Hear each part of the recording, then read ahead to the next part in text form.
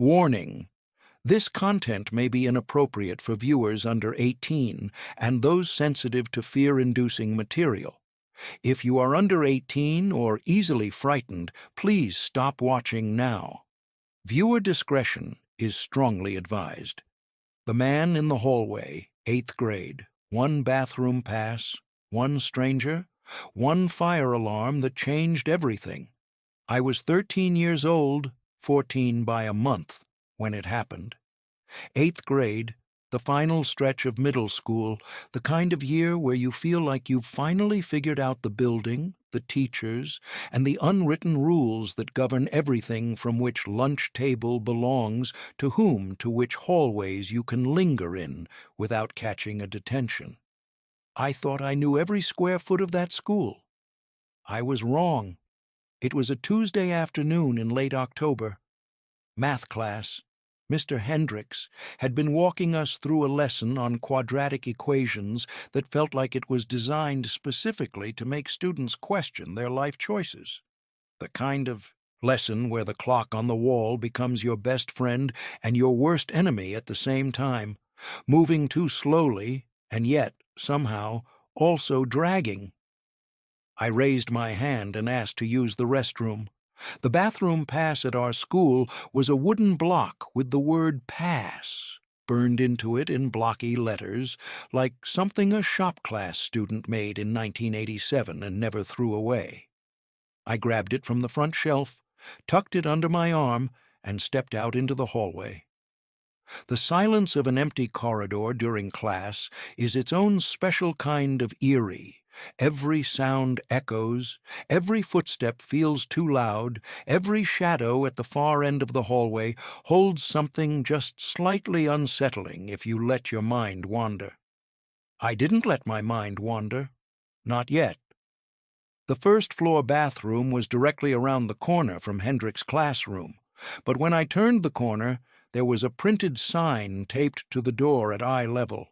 "Out of order! Please use upstairs or downstairs facilities." I sighed, adjusted the wooden pass under my arm, and stood there for a second, weighing my options. That's when I noticed him. A man, not a student, not a teacher or a janitor. I knew every face on the faculty, and this wasn't one of them. He was maybe in his late 30s, wearing a dark olive jacket, unremarkable jeans. Average height, average build. He was standing near the end of the hallway, reading a paper bulletin board like he was studying it. He must have heard me sigh because he turned around, and when he saw me, he smiled. "Hey, do you know where the nearest working bathroom is?" he asked. Casual, friendly, the kind of voice that doesn't set off any alarms on its own. I told him what the sign said.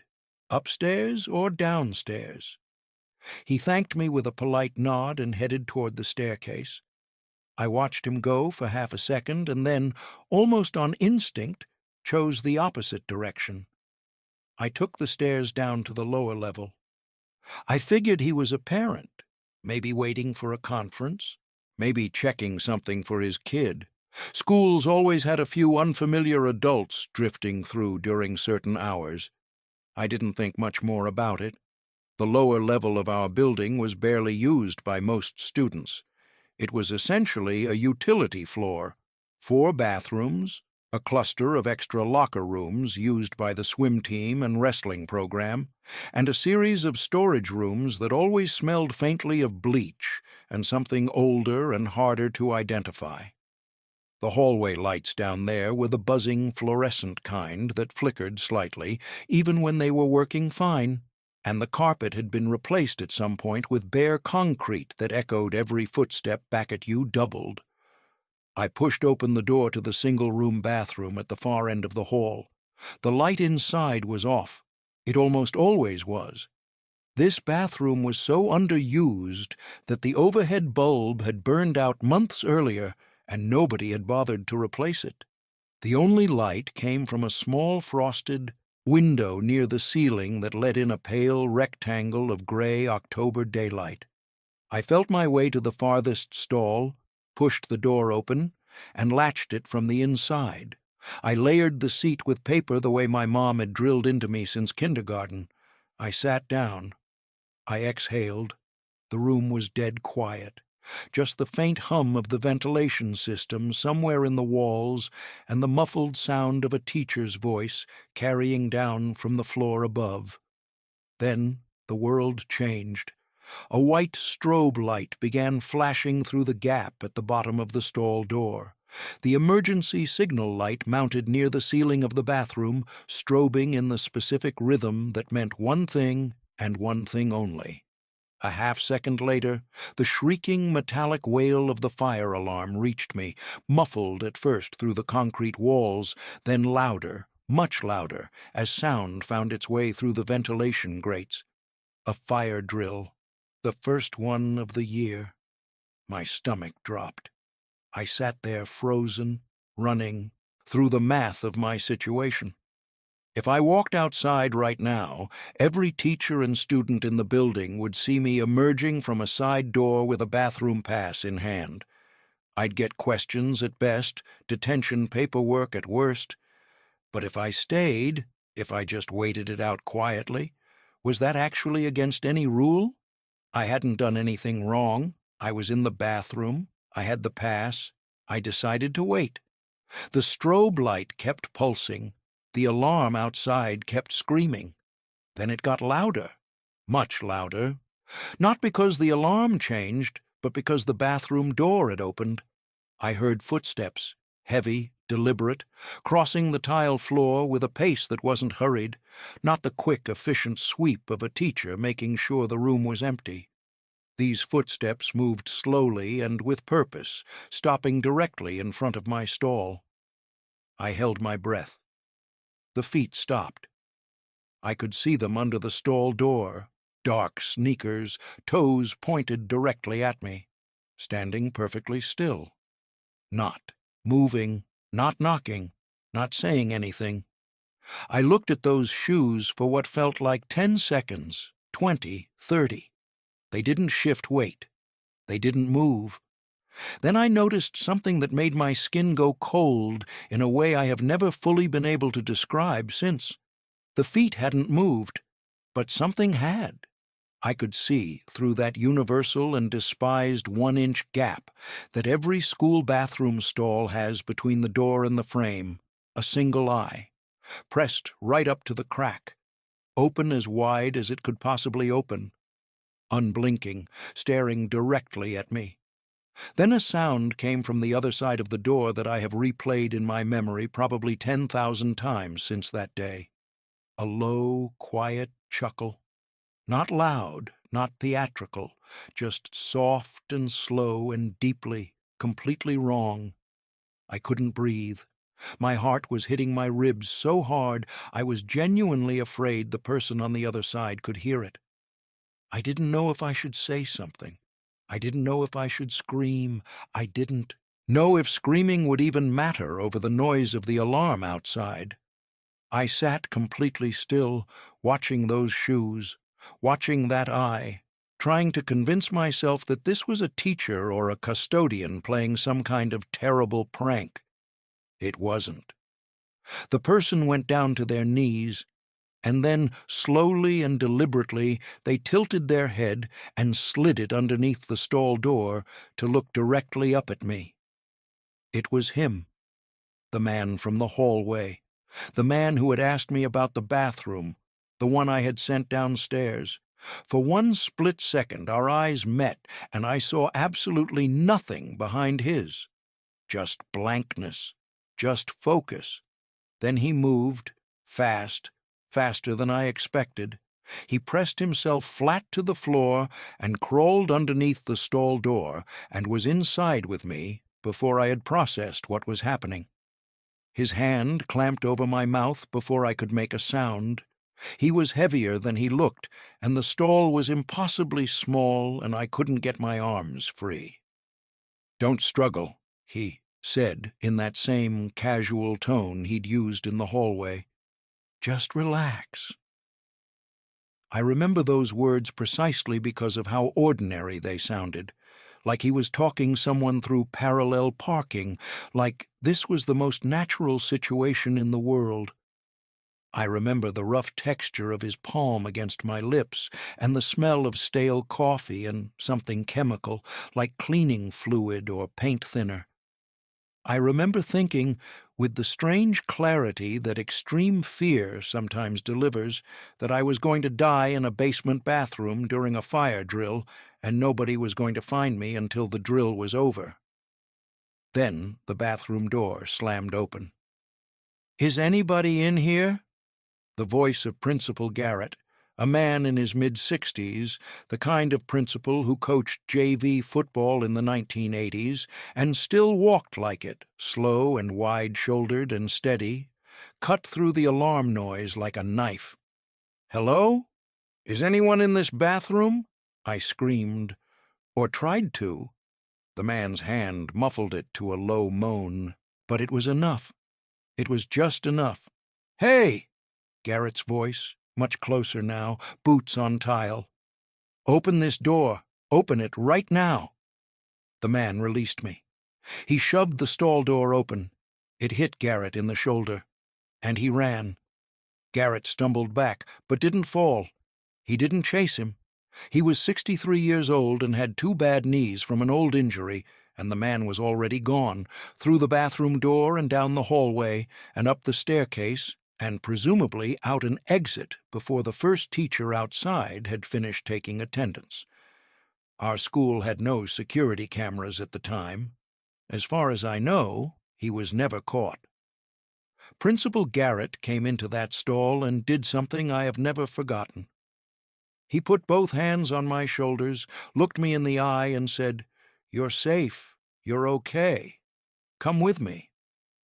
And then, because he was also just a human being who had been frightened too, he hugged me. A quick, awkward hug, the way a grandfather would. He smelled like old spice and coffee, and for some reason that detail has always stayed with me. I found out later that he had seen the man pull the fire alarm on a security panel screen in the main office, had watched him do it on the one camera they did have, pointed at the front entrance, and had come downstairs systematically checking every room, the way a good principal and a decent man would. He passed away 7 years ago. I still think about him more than he probably knew I did. He was a hero in the simplest and most complete sense of that word. My parents picked me up that afternoon. All my friends watched me walk to the car with red eyes and a principal's hand on my shoulder, and they knew something had happened, but none of them knew what. That part, the walk across the parking lot, was the only moment I felt something like embarrassment. Not because of anything I had done, but because 13-year-olds aren't supposed to need to be rescued. You're supposed to be invincible at that age. You believe it, completely and without question, right up until the moment you discover you aren't. The face in the ravine. Senior year. A fire drill, a ravine behind the school, and something watching from the tree line. By high school, fire drills had shed most of their dread and gained a certain recreational quality that you could only appreciate if your social life revolved around the right group of people. They were a legitimate interruption, a school-sanctioned reason to be outside, unsupervised, with your friends, doing absolutely nothing productive for 10 to 15 minutes. For the right kind of student, that was basically a gift. I was a junior when this happened.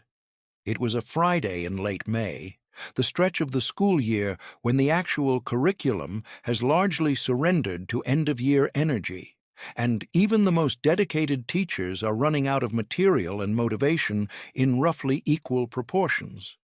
Third period was AP Environmental Science, which I liked, but which had reached the point in the semester where we were essentially reviewing material we had already reviewed twice. My friends Marcus, Tyler, and I had heard through the usual grapevine, some combination of overheard teacher conversation and a sophomore who had office aide duty and talked too much, that a fire drill was scheduled for some time during third period. Marcus had a plan. He always had a plan, and the plans were always just credible enough to seem reasonable and just reckless enough to be genuinely interesting. Behind our school, past the athletic fields and down a shallow slope through a narrow corridor between the tennis courts and a row of overgrown cedar hedges, there was a ravine. A genuine geological depression, maybe 30 feet deep at its deepest point, ringed by oak and pine and the kind of underbrush that suburban teenagers have been using as cover for unsanctioned activities since approximately the invention of suburban teenagers. It had a name that I won't repeat here. Something unsubtle that made sense when you'd seen what went on down there on weekend nights. The plan was simple.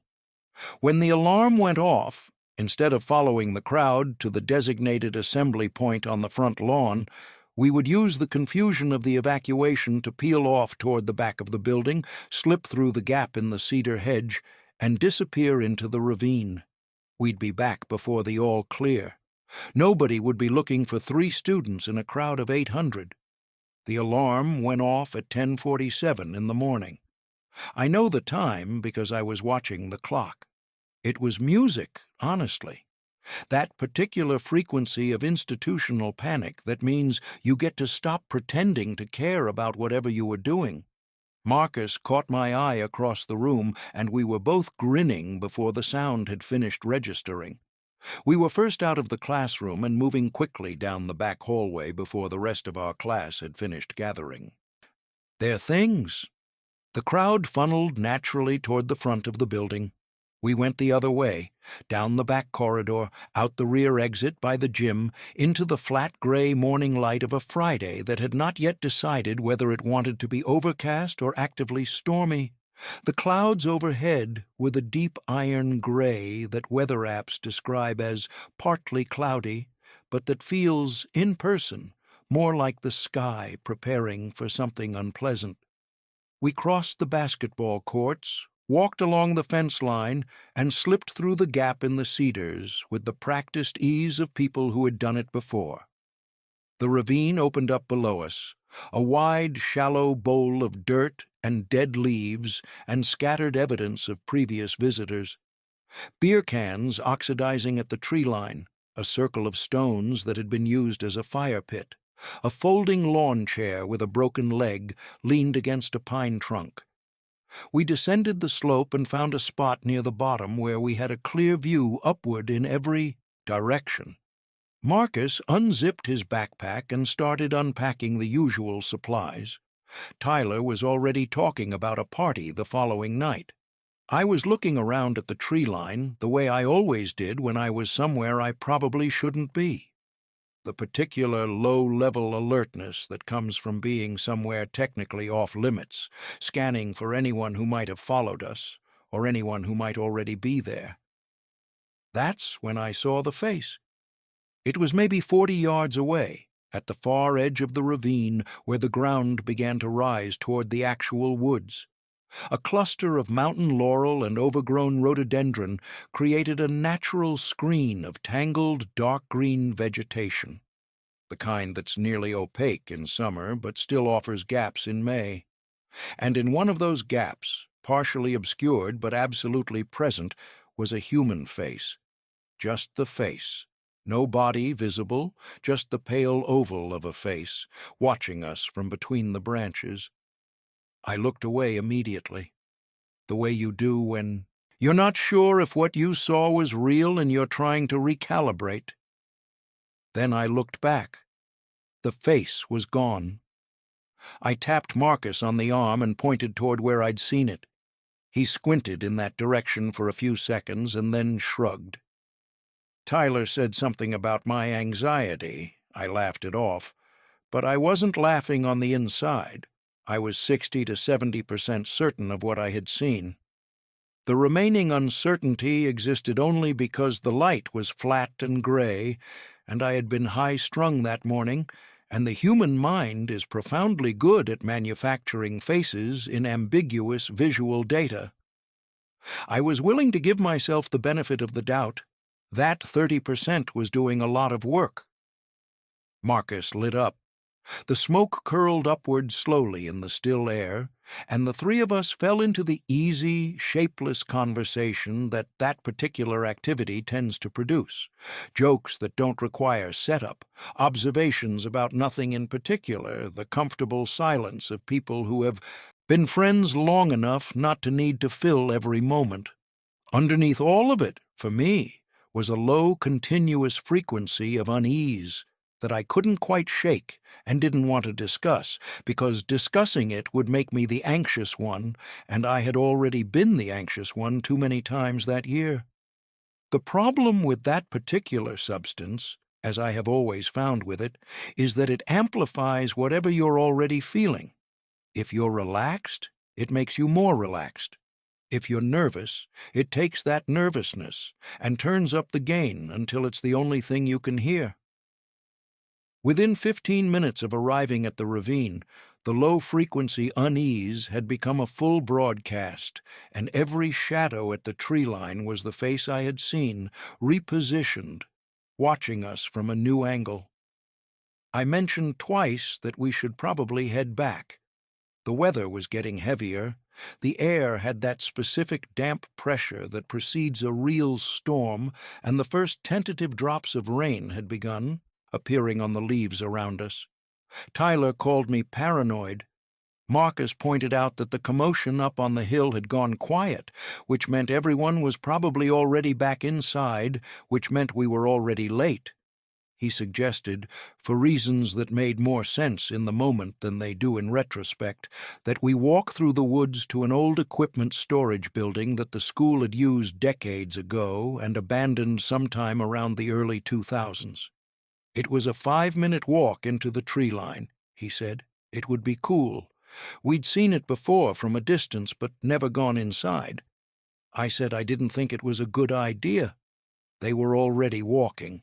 The path through the woods was barely a path, more the memory of a path, the ghost of something that had been walked regularly at one point and then simply stopped being walked and had spent 15 years slowly returning to forest. The trees closed overhead quickly once we left the open bowl of the ravine, and the already gray light dimmed further. I was watching my feet on the uneven ground and trying to listen for the sounds that were already bothering me, a pattern of footfalls that seemed to echo ours from somewhere that wasn't in front of us and wasn't behind us and seemed to shift laterally when I tried to identify its direction. "Do you hear that?" I said, stopping. "Hear what?" Marcus said, without slowing down. "Footsteps. Someone behind us." Tyler did stop. We both listened. Nothing. Just the rain beginning to hiss through the tree canopy above. I was about to dismiss it again when there was a sound from behind us, a sharp, unmistakable crack, the kind a thick dead branch makes when it's stepped on hard by something large. I spun around. The woods behind us were empty, or appeared to be. The trees were dense enough that someone standing 20 feet back would be functionally invisible. "It was a deer," Marcus said, already at the edge of the clearing where the old storage building sat. "Come on, look at this thing." I looked. It was bigger than I had imagined from the descriptions. A genuine building, maybe 40 feet long, with a corrugated metal roof that had partially collapsed at one end, and walls made from some kind of painted cinder block that had gone from institutional beige to the color of old moss. The front door was wedged partially open with a chunk of cinder block. All the windows I could see were intact, but opaque with grime. The clearing around it had been reclaimed entirely by weeds and saplings growing through what had once been a paved approach. Marcus pushed the front door all the way open. It groaned on hinges that hadn't moved in years. The smell hit us immediately. Mildew and decay and something organic underneath it, something I can only describe as active, like something was in there living. My friends wrinkled their noses and then stepped inside anyway, because they were 17 and because curiosity is a more powerful force than self-preservation at that age. Inside, the space was mostly empty. What remained was the debris of abandonment. Broken wooden pallets stacked against one wall, rusted metal shelving units stripped of whatever they had once held, fragments of equipment casing too corroded to identify. Water damage had blackened a long section of the back wall and caused the ceiling tiles there to sag and partially collapse. The dim gray light from the windows barely penetrated the interior. Then something fell.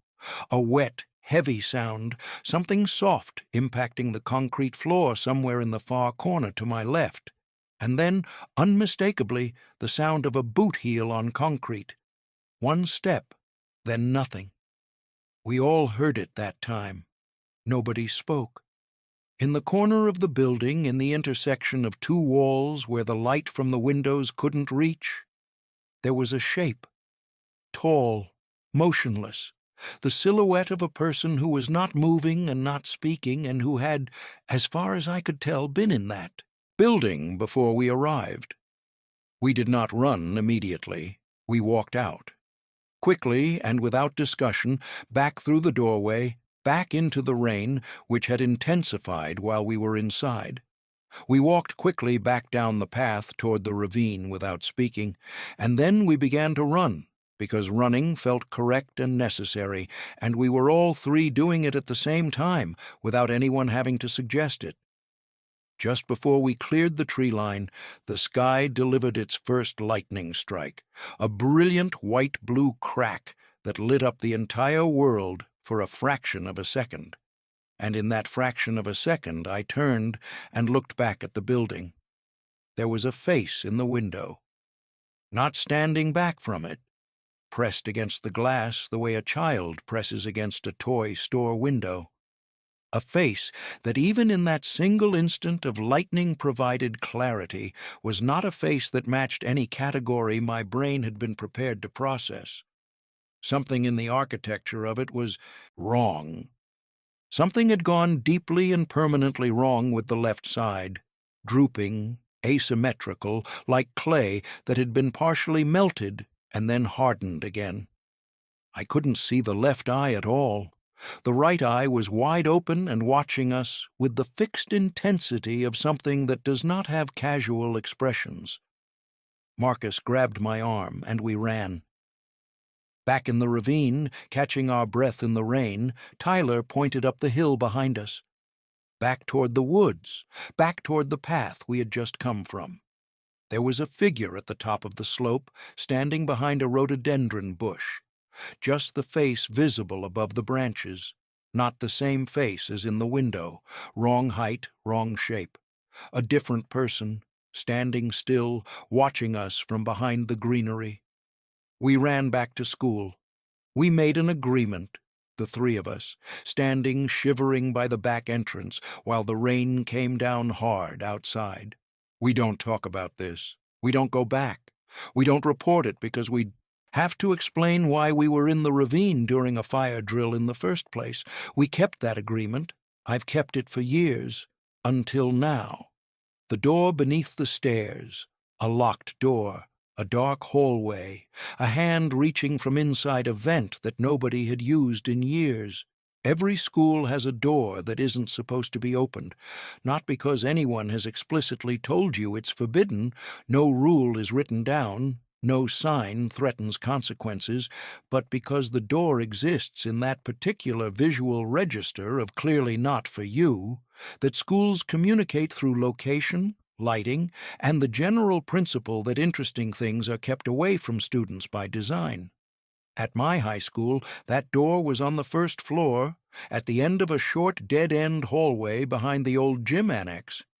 It was a heavy steel door with a push-bar handle, and it led, as far as anyone could tell, down a half staircase to some kind of sub-level. The door was almost always locked. Almost always, the exception, as Marcus and I had discovered through the casual observation that accumulates naturally over years of walking the same hallways, was during fire drills. Every emergency exit in the building released automatically when the alarm triggered.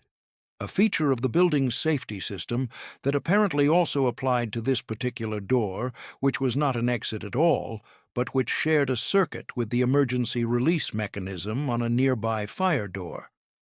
During a drill, the push bar would depress and the door would open, and then, once the alarm reset, it would lock again until the next drill. Marcus and I had been planning to go down there for the better part of our junior year. It wasn't a carefully considered plan so much as a shared curiosity that kept reasserting itself every time we walked past that door, a low-level itch that neither of us could quite ignore. We'd talked about it during study hall more times than I could count, mapping out the logic, identifying the variables, assessing the likelihood of getting caught versus the likelihood of getting expelled if we were caught, versus the fundamental fact that we were going to do it anyway because we were 17, and the door was there and we didn't know what was behind it. We had 3 classes together, Marcus and I, which meant roughly a 1 in 3 chance of being in the same room when a drill happened. The drill we'd been waiting for came during 5th period study hall, which was almost better than we'd hoped. Study hall was supervised by Mr. Patterson, a long-term substitute who had been hired to watch students complete their own work and who had developed over the course of the semester an impressively refined ability to not notice things. When the alarm went off, the study hall emptied quickly. Marcus and I let the crowd flow past us and then ducked into the nearest restroom, one of the small 2-stall bathrooms adjacent to the annex hallway, where we waited in separate stalls, with the door latched until we couldn't hear footsteps in the corridor anymore. This took approximately 4 minutes. The alarm kept screaming the entire time, that specific, sustained metallic wail designed to be impossible to ignore and impossible to get used to simultaneously. When the hallway went quiet, we slipped out and moved quickly to the dead-end corridor behind the gym. The door was there, as promised by every drill we'd observed from a distance. The push bar was disengaged. Marcus pushed it open, and a breath of cold, stale air rolled out past us. The particular smell of a space that had been sealed for a long time, a combination of old concrete and insulation foam, and something like the inside of a storage unit that hasn't been opened since the previous occupant moved out. We went down. The half staircase deposited us in a low-ceilinged corridor about 4 feet wide. The lighting down here was minimal. 2 industrial bulb fixtures mounted at intervals in the ceiling, and only one of them was actually working, casting a circle of dim yellowish light that did more to emphasize the darkness at either end than to actually illuminate anything. The walls were painted cinder block, the floor was bare concrete, and the corridor ran about 20 feet before turning and continuing somewhere to the left, where the working light didn't reach. We used our phone screens as flashlights. This is, in retrospect, less clever than it seemed at the time. Modern phones cast about as much light as a birthday candle in an airplane hangar, but when you're 17 and the alternative is complete darkness, birthday candle energy is what you go with. The left turn opened into another short corridor, this one with a bare concrete floor that sloped slightly. Drainage, maybe, or just bad construction, and 3 doors. 2 of them were open, leading to small utility rooms filled with conduit and junction boxes. The 3rd door was at the far end, and it was different from the others. Heavier. Steel, like the door upstairs, but older and clearly not maintained. A hand-painted sign on it in fading red paint said, "Do not enter." Marcus looked at me. I looked at Marcus. We tried the handle. It was heavy, significantly heavier than it should have been, not locked, but resisting as if the frame had warped around it or the hinges had partially given way, and the door was resting on the floor. We both pushed. The bottom edge scraped along the concrete with a grinding sound that seemed extraordinarily loud in the silence of the sublevel. After about 30 seconds of combined effort, the door swung inward enough to admit us sideways. The room beyond was small, maybe 10 feet by 10 feet, roughly square. No furniture, no equipment, no indication of what it had been used for. The ceiling was lower here than in the corridor, and the walls were unpainted concrete that had accumulated decades of moisture damage in dark streaks. In the far left corner, set into the base of the wall, was a ventilation grate, standard institutional size, about 12 inches by 8 inches, screwed into the wall with 4 Phillips head screws that had oxidized to the same color as the concrete around them. From inside the vent came a sound, a soft, irregular clicking, metallic, almost rhythmic, like something tapping against the inside of a duct. We looked at each other again. The same thought was clearly traveling through both of our minds. Animal. A bird that had found its way into the ductwork, or a raccoon, or the kind of large rat that becomes possible in buildings this old and this poorly maintained. Then the clicking shifted. It became something else. A low, rhythmic sound that I can only describe as biological, the kind of sound that organic things make when they're present and aware and engaged in the act of existing. Not mechanical, not animal, exactly. Something in between, and somehow also neither. "There's something in there," Marcus said, stating a fact with the studied calm of someone trying to convince themselves they're calm. "Yeah," I said. "What do you think it is?" "I don't know." A pause. Then Marcus said, "Put your phone up to the grate." I should note here that I am not by nature a particularly brave person. I am also not a person who responds well to dares from friends, having learned through accumulated experience that Marcus's dares had a success rate of roughly 50% and a consequences were worth it rate considerably lower than that. I knew, on some level, that pressing my phone screen up to a ventilation grate in a locked sub-basement room was not a reasonable thing to do. I also knew that I was going to do it because curiosity is a force of nature, and I was standing 3 feet from something I couldn't explain. I got down on one knee. I brought my phone up to the grate. Through the screen I could see approximately nothing, just the inside of a metal duct, dimly lit by the phone glow reflecting back at me, with a curve about 18 inches in that prevented me from seeing anything further. The tapping sound had stopped.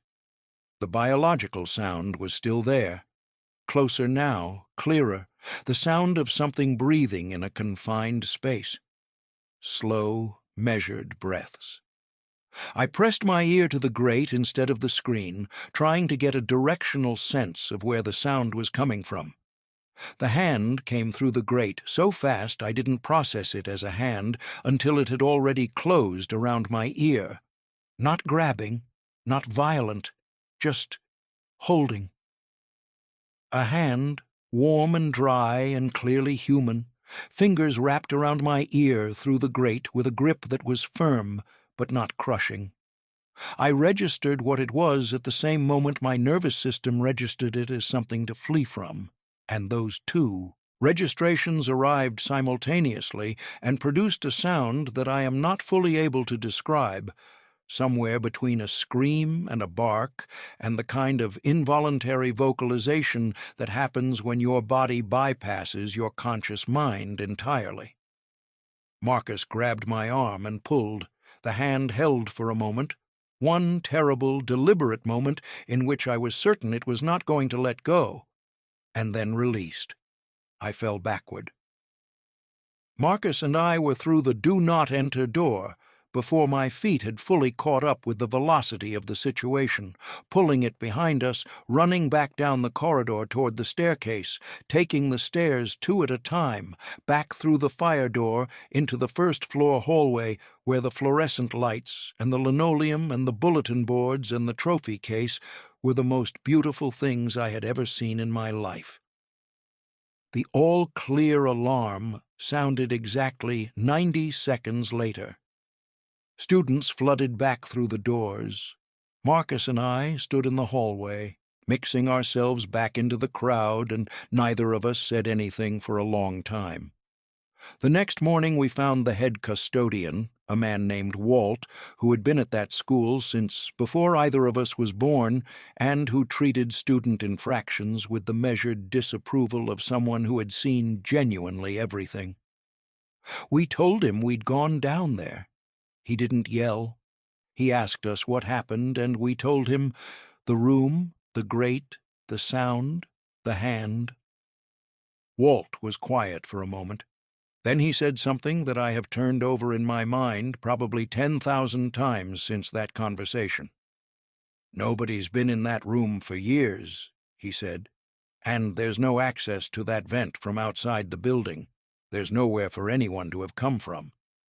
He looked at us with an expression that was not skeptical and not alarmed, but something in the precise middle of those two things, the expression of a man who had worked in a building for 30 years and had stopped expecting that building to make complete sense to him. "Go to class," he said, and that was the end of the conversation. Marcus and I never went back down there. The fire drill circuit eventually got repaired. The door stopped releasing during drills sometime in the fall of our senior year. I graduated the following June and never thought about the lower level as anything other than a place I used to avoid for reasons I didn't entirely understand.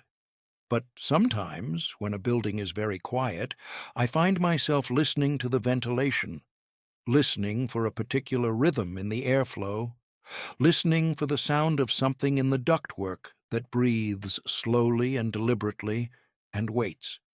What the alarm couldn't drown out.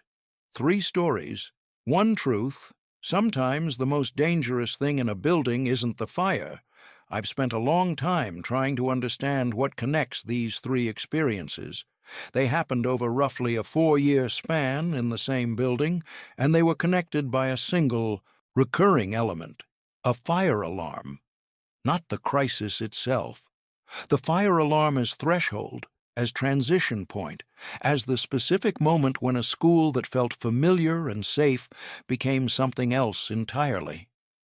Each time that alarm went off, a door opened somewhere, not always a physical door, sometimes just a gap in the ordinary logic of the world wide enough for something wrong to come through. I think about that a lot. I think about how institutions, schools especially, are these elaborate architectures of normalcy, hallways arranged so traffic flows predictably, bells and schedules that divide time into manageable units, rules that tell you where to stand and when to move and who to listen to, all of it designed to produce a specific feeling: safety, predictability, the sense that the building knows what it's doing and you're inside it and therefore you're okay. A fire alarm breaks all of that. It does it deliberately and completely. The noise alone is calibrated to override your ability to think clearly and replace thinking with movement. Get out. Move now. Follow the plan. It's the one moment in a school day when the architecture of normalcy drops away and you're left with something more fundamental. And in that gap, in those minutes, when the normal logic of the building has been suspended and everyone is outside and the hallways are empty and the doors are hanging open, things can happen that couldn't happen any other way. I want to talk about the man in the hallway again. Not about what happened in the bathroom, I've replayed that enough, but about what I've come to understand about him in the years since. He was watching the building. He came in through a front entrance that happened to be propped open for a delivery. He found the fire alarm panel, which in our building at that time was unlocked and clearly labeled, and he pulled it. Not out of panic or confusion, but deliberately, with a purpose. He knew that the alarm would empty the building and that a certain kind of student, the kind who uses the downstairs bathroom, the kind who goes off on their own during a drill, the kind who isn't with a group, would become findable in a way they weren't findable during the normal school day. I was exactly the kind of student he was looking for, and Principal Garrett, in following the logic of the alarm in the opposite direction, walking toward the anomaly rather than away from it, was exactly the reason I'm here to write this. I have thought about that calculation many times. The man had a plan that was coherent and specific and depended on the assumption that nobody would be looking for him in a basement bathroom during a fire drill. He was almost right. He was right about everything except for one 63-year-old principal who took his job seriously enough to check every room before declaring the building clear. One person, one decision. The entire outcome of that afternoon hinged on it.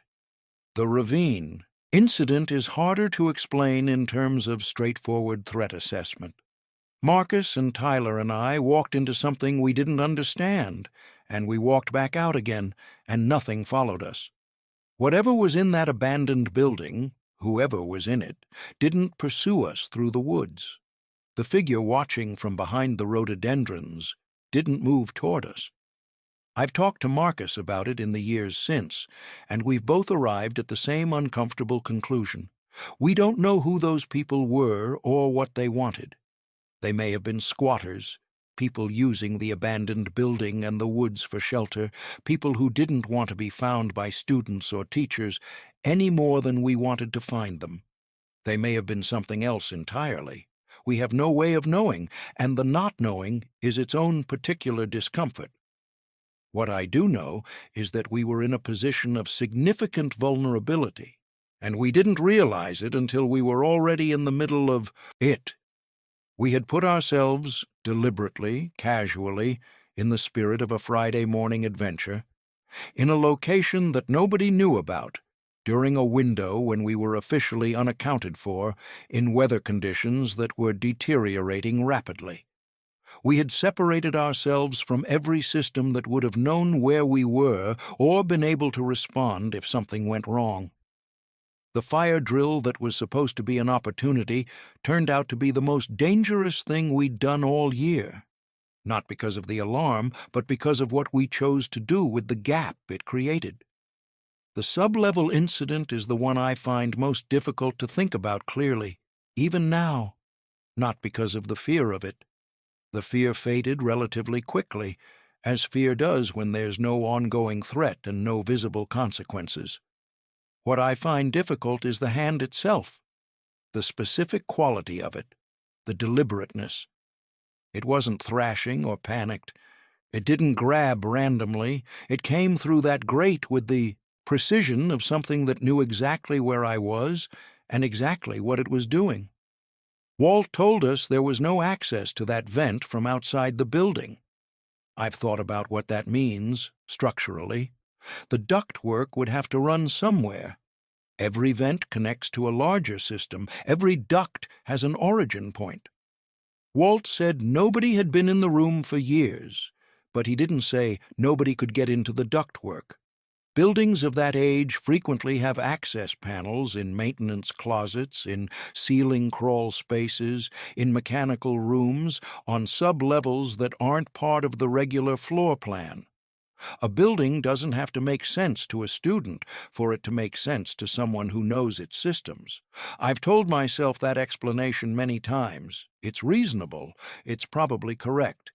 It accounts for everything except the breathing, which I heard clearly through the grate before I put my ear to it, and which had the quality of something waiting rather than something that had found itself trapped. But that might be memory distorting perception the way memory always does over time.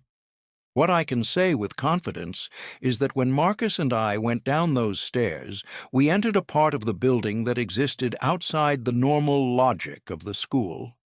A space that the institution had essentially forgotten about, that wasn't on any map we'd seen, that wasn't maintained or monitored or thought about by anyone with authority or responsibility. We found it by accident, exploiting a flaw in the alarm system's circuit design. And in that forgotten space, something was present and aware and reached out through a vent to let us know it. Whether that something was human or otherwise is a question I've stopped trying to answer definitively. The answer doesn't actually change what the experience was. The hand was real. I felt it. That's enough. I'm writing all of this down now because I think there's something genuinely useful in these stories beyond the fear they generate. And I recognize that they generate fear because they're supposed to, because the things that happened were frightening. But what strikes me most, looking back across all three incidents, is how completely each one depended on a specific set of circumstances that were all created by the same event: an alarm going off and a building being declared temporarily empty. Fire drills are necessary. They save lives in actual emergencies. The procedure exists for excellent reasons and should be followed. I'm not making an argument against fire drills. What I'm saying is that the gap a fire drill creates, the window of time when a building is nominally empty and the rules of normal operation are suspended, is a real thing with real properties, and those properties are not always benign. The man who pulled the alarm in my middle school knew those properties. He used them deliberately. That's the version that most clearly illustrates the specific vulnerability I'm describing, because in that case, the vulnerability was being actively exploited by someone who had thought it through. But the ravine story and the sub-level story illustrate the same vulnerability from the other direction. Not someone exploiting the gap, but three teenagers walking into it on their own and finding things in it that the gap had been sheltering all along. In every case, the alarm was the hinge. The alarm was the moment when the world split into before and after, when the architecture of normalcy dropped away and left something raw underneath. The alarm didn't create the danger. The man in the hallway was dangerous before he pulled it. Whatever was in the ravine was there before we arrived. Whatever was in the ductwork was waiting long before Marcus and I came down those stairs.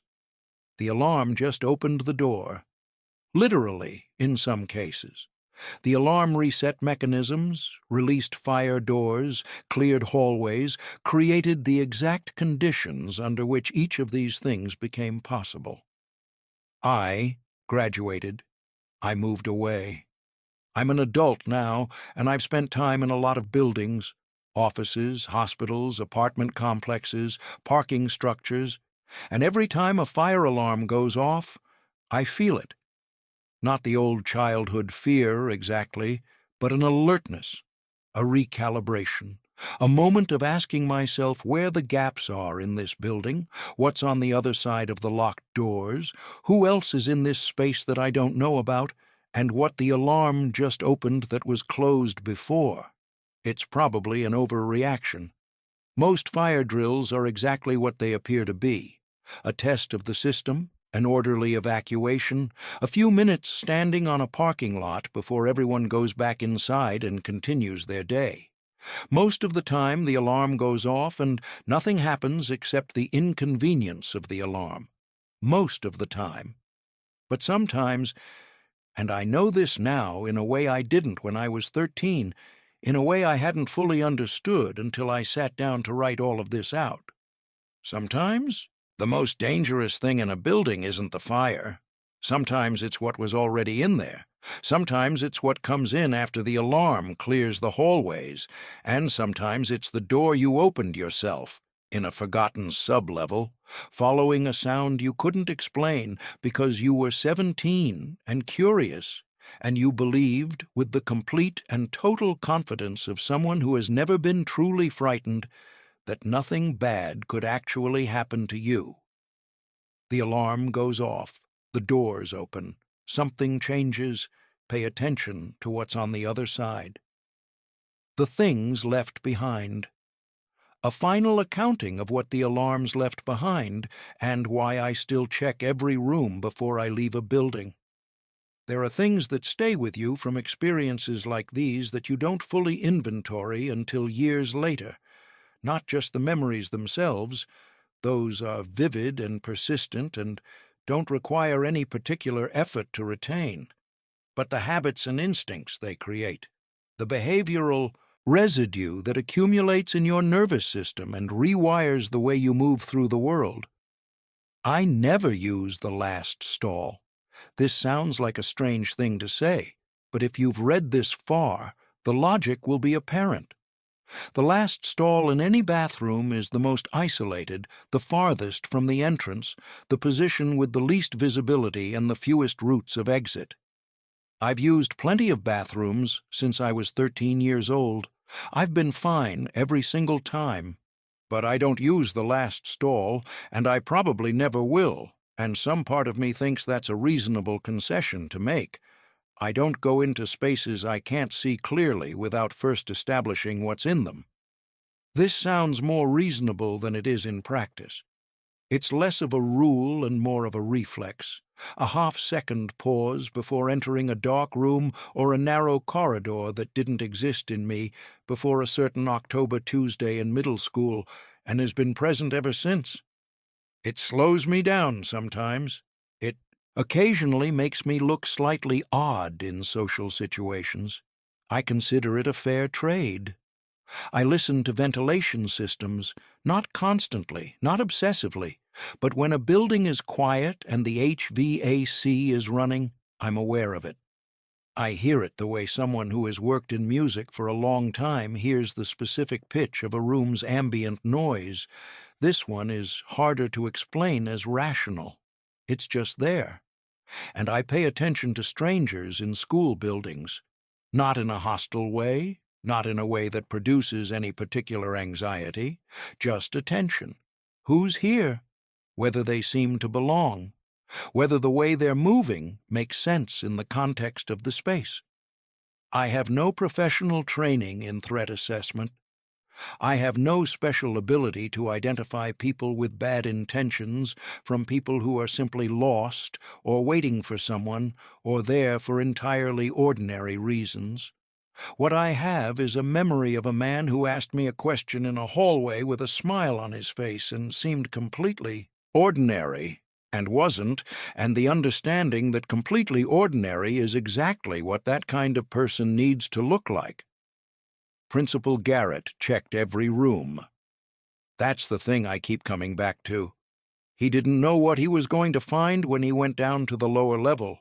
He'd seen something anomalous on a camera screen, and he followed it, methodically, room by room, because he took his responsibility seriously, and because he was the kind of person who checked.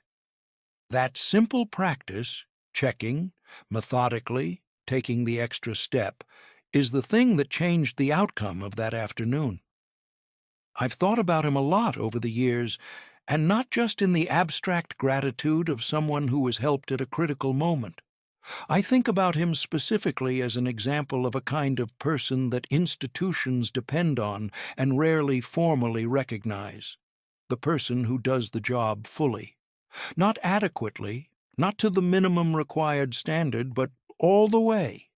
The person who checks the last room on the sweep even when the alarm has been going for 12 minutes and the drill should be over by now. The person for whom the procedure is not a bureaucratic formality, but a genuine commitment to the thing the procedure is trying to protect. He passed away 7 years ago. Heart failure, I was told by a former teacher I kept in touch with. He was in his early 70s. He had retired a few years before and spent his final years, by all accounts, doing the kind of things retired principals do, traveling with his wife, helping coach a local youth program, attending graduations of students he'd known decades earlier. I was not at his funeral. I didn't know about it until months afterward. I regret that. I would have wanted to tell him one more time that I remembered, that I've always remembered, that the hug he gave me in a basement bathroom during a fire drill has stayed with me longer and more completely than almost any other single moment in my education, that the way he looked at me when he said, "You're safe," not performing calm, but actually providing it through the specific quality of an adult who has decided to be steady in a moment that requires steadiness, is something I have tried to replicate in my own life whenever I've been the adult in a situation that called for it. He was my hero. I don't use that word carefully enough in general. I'm using it carefully here. The ravine behind our school was eventually cleared and fenced off, sometime in the late 2000s, I think. The school expanded its athletic facilities, and the area was incorporated into a new parking lot. The old storage building in the woods was demolished as a safety hazard about 3 years after my graduation. I don't know what happened to whoever was inside it that Friday afternoon. I don't know who the figure in the rhododendrons was. I've made peace with not knowing, mostly, the way you make peace with unanswered questions when the alternative is spending years trying to answer them. The sub-basement at my high school still exists, as far as I know. I've driven past the building a few times since graduation. It looks the same from the outside, that specific institutional brick that all school buildings of a certain era share, the same kind of slightly too small windows, the flagpole that still lists slightly to the left because a van backed into it sometime in the 90s and nobody ever straightened it. Inside, I assume, the hallways have been updated in the ways that hallways always get updated. New floors, new lighting, security cameras that definitely cover the first-floor restrooms and probably extend to the lower level by now. I hope they do. The door at the end of the annex hallway is probably still there. Whether it still releases during fire alarms, I genuinely don't know. Walt might have gotten that circuit fixed, or it might have been repaired in some subsequent renovation, or it might still be doing exactly what it was doing when Marcus and I went through it. I don't intend to find out. Some doors are better left closed, not because of what's behind them, though sometimes the answer to that question is sufficient on its own, but because the act of opening them is itself the problem. The moment you step through a door that was closed for a reason, you take on something, a responsibility for what you find, a relationship with the unknown thing that's been waiting on the other side. You can't unopen a door. I learned that at 17, in a sub-basement, with a hand wrapped around my ear through a ventilation grate. I've been learning it in various forms ever since. The alarm goes off. The ordinary logic of the building pauses. For most people, the pause is brief and uneventful. A gathering on the lawn, a head count, an all clear, a return to the day. But the pause is real, and it has edges, and at the edges, in the rooms that don't appear on the evacuation maps, in the ravines and the storage, buildings and the sub-basements, things accumulate that don't follow the ordinary logic of the building at all. I've described 3 instances of encountering that accumulation. I was present for all 3. I was fortunate, extraordinarily, specifically, gratefully fortunate, to walk away from each of them. Not because I made particularly smart choices, though I made a few adequate ones along the way, mostly because of luck, and because of Principal Garrett, and because the things I found in those gaps didn't choose to follow me back into the ordinary world. They let me go, or they simply didn't need me, or the alarm reset before they could close the distance. I don't know which, and I don't particularly want to. What I know is this: the next time you hear that alarm, the next time the lights start flashing and the wail fills the hallway and the crowd begins to move toward the exits, go with the crowd. Follow the procedure. Stand in the designated area and wait for the all clear. Don't go to the last stall. Don't cut through the ravine. Don't go down the stairs behind the gym annex and through the do not enter door in the sub-basement. Don't put your ear against the ventilation grate to hear what's breathing in there. Just go outside, stand in the sunlight, wait for the building to call you back in. Some of what's inside it won't follow you out. And that's exactly as it should be. Reader stories. When the alarm rang and the world changed. 5 true accounts submitted by readers across America. After sharing the stories above with a small online community, The response was immediate and substantial. Hundreds of people wrote in with their own fire drill encounters, experiences they'd never shared publicly, memories that had stayed with them the way only genuinely unsettling things do. The 5 accounts below have been selected for inclusion here with permission. Names have been changed or abbreviated at the request of contributors. Locations have been generalized. The events, to the best of the contributors' knowledge and my ability to verify, occurred as described. From R. Phoenix, Arizona. It was 6th grade and we had a drill during lunch. The cafeteria emptied out fast. I went back in to get my backpack because I'd left it under the table. Just 30 seconds, I thought. The lunch aide waved me back in. The building was empty except for me and the kitchen staff, I assumed. I grabbed my bag, and on the way out, I passed the girls' bathroom near the gym. The door was open. There was a man standing at the sink with his back to me, washing his hands. He was wearing a gray hoodie, and he wasn't on the staff. I was sure of it. I was absolutely sure. I ran outside. I told the nearest teacher. She went in with the vice principal, and they found a broken window in the supply closet next door. Nobody in the bathroom. The window was how he came in. The drill was when he planned to come in. I think about the 30 seconds, lot. From D, rural Kentucky. Small school, maybe 400 kids total.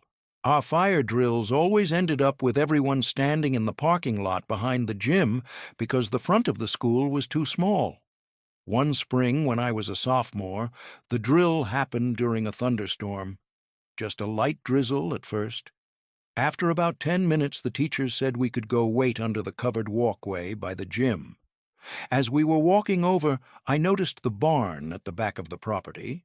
The school had been built on a piece of farmland, and the old barn was still standing on the north edge of the property. Nobody used it. The barn door was open, and there was a pickup truck parked just inside it, partially hidden. I'd been at that school for 2 years and never seen that truck before. The teachers got us back inside before I could figure out a way to say something without sounding stupid. The truck wasn't there the next day. I still don't know what to think about that.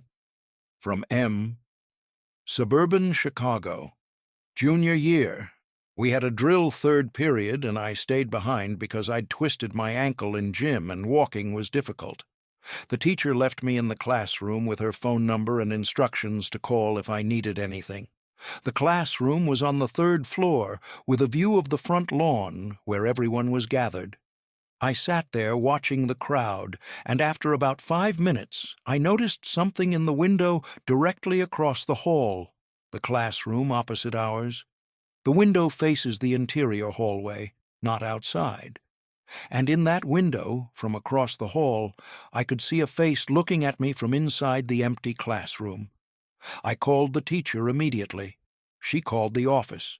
They sent security. They found an open window in that room and no one inside. Whatever it was, or whoever it was, had left before security got there. The open window faced a maintenance ladder on the side of the building. The drill ran 8 minutes. That was 8 minutes of access. From T, Seattle, Washington. I was a teacher when this happened, not a student. I want to be clear about that because the perspective matters. We had a scheduled drill on a Wednesday in November. I had a student who was immunocompromised and often stayed inside during outdoor activities. She had a note on file. I made arrangements for her to stay in the classroom with me during the drill, both of us logged with the office. About 4 minutes into the drill, standing outside my classroom in the empty hallway, I heard her call my name. I went to the door. She was pointing at the dropped ceiling in the corner of the room. There was a ceiling tile that had shifted, not fallen, just displaced by about 2 inches, and through that gap, something was looking down at her. We got out immediately. Maintenance found a disturbed area in the crawl space above that room. Insulation moved, marks in the dust. They brought in the district's safety coordinator.